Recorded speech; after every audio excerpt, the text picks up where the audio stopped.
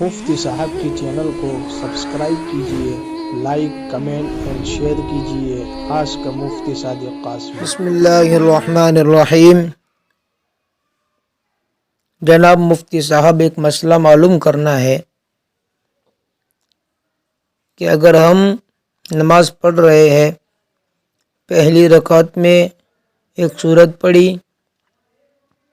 اور پھر دوسری رکعت میں اسی سورت کو دوبارہ پڑھا، تو کیا ایسی صورت میں سجدہ سہو واجب ہوگا؟ اسی طرح جو نفل نماز میں ایک سورت کو دو رکعت میں پڑھنا، یعنی ایک ہی سورت کو دو بارہ پڑھنا، تو اس کا کیا حکم ہے؟ وہ سوال کر رہے ہیں محمد جبیر صاحب راجستھان سے۔ جواباً عرض ہے کہ آپ نے جو صورت پوچھی ہے، اگر وہ فرض نماز ہے یا واجب نماز ہے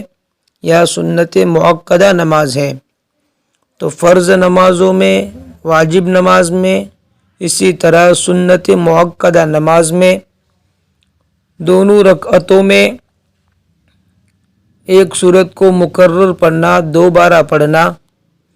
یہ مکروہ ہے، تنزیہی ہے، خلاف سنت ہے۔ اس کی وجہ سے سجدہ سہو واجب نہیں ہوگا۔ البتہ اگر نوافل نماز ہے، سنت غیر مؤکدہ ہے، تو ان نمازوں میں ایک سورت کو دو رکعتوں میں، تین رکعتوں میں یا پھر چار رکعتوں میں پڑھنے کی اجازت ہے، گنجائش ہے،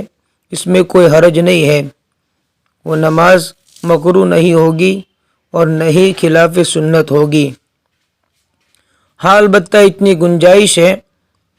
کہ اگر فرض نماز ہو یا واجب ہو، سنت مؤکدہ ہو، اور کوئی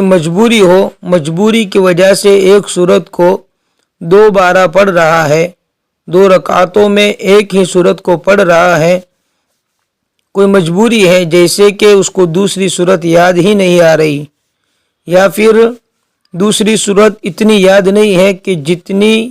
آیت سے اس کی نماز درست ہو جاتی ہے، یا پھر جلدی میں ہے اور جلدی میں اس کے ذہن میں کوئی صورت نہیں آ رہی، یا ایسا کوئی موقع ہے کہ وہ صورت کی مشق کر رہا ہے، تلاوت کی مشق کر رہا ہے، قرآن کو درست کر رہا ہے اور وہ تنہا پڑھ رہا ہے، تو ایسی صورت میں ایک سورت کو دو رکعتوں میں پڑھنا،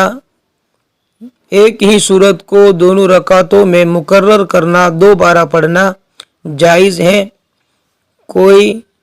حرج کی بات نہیں ہے اور یہ خلاف سنت نہیں ہوگا۔ فقط واللہ تعالی عالم بالصواب۔